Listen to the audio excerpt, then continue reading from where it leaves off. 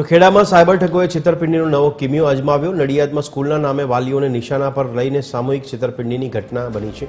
નડિયાદની શ્રી સંતરામ મંદિર સંચાલિત શાળાના વોટ્સએપમાંથી વાલીઓનો સંપર્ક કરી ઓટીપી મેળવી છેતરપિંડી શરૂ કરી।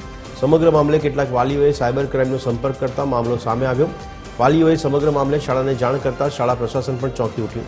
શાળા પ્રશાસને તમામ વાલીઓને સંપર્ક કરી અજાણ્યા નંબર પર ઓટીપી શેર નહીં કરવા અને અજાણી લિંક ઓપન નહીં કરવા સૂચના આપી।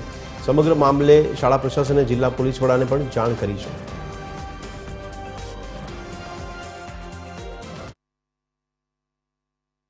કે આજે સવારથી અમારા ધ્યાનમાં એવું આવી રહ્યું છે કે કોઈએ વિદ્યાલયના તમામ જે નંબરો છે, જે ગ્રુપ છે બાળકોના, એ હેક કરેલા છે અને એ હેકર્સ એ વિદ્યાલયના ગ્રુપમાંથી વાલીઓને ફોન કરી અને કોઈ પણ રીતે વિદ્યાલયનું નામ દે, કાં તો ટ્યુશન ટીચરનું નામ દે, કાં તો કોઈ બી રીતે એને કન્વિન્સ કરી અને ઓટીપી આપે છે અથવા તો લિંક મોકલે છે અને એ લિંકને અડે અથવા તો એ લિંકને ટચ કરે ને સાથે સીધું બેલેન્સ એનું જતું રહેશે।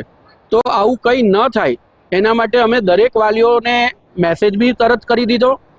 દરેક પ્રિન્સિપાલે મેસેજ વિડીયો બનાવીને મૂકી દીધો છે કે તમે બેબી ટ્યુશનમાં, એટલે મેં પૂછ્યું કયા ટ્યુશનમાં, ઉષા મેડમમાં કે ઉમંગ સરમાં?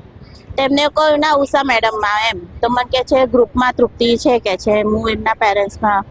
તો મેં એવું કહ્યું તો મને કહે છે તમારો વોટ્સઅપ નંબર આપો, મને કહે છે।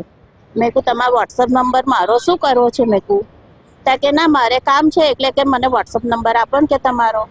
પણ મેં કહું હું અત્યારે બહાર છું, હું તમને અત્યારે કેમનો નંબર આપું? હમણાં હું ઘરે જાઉં એટલે હું તમને નંબર આપીશ, મેં કહું એમ।